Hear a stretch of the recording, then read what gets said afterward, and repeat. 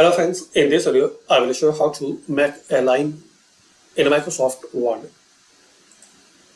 So you can insert a different type of lines easily. Like once you type 3 times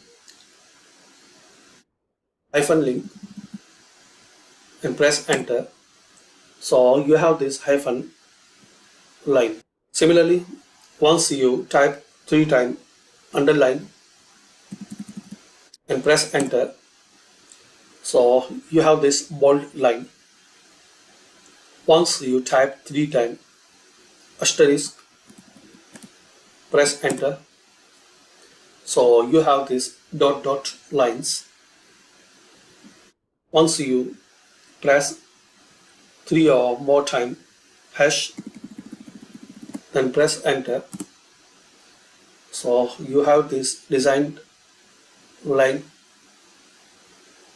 Once you type this tide sometimes and press enter, so you have this type of line. So this is the way you can insert different type of lines easily in Microsoft Word document. Thanks for watching. Share, like and subscribe this channel.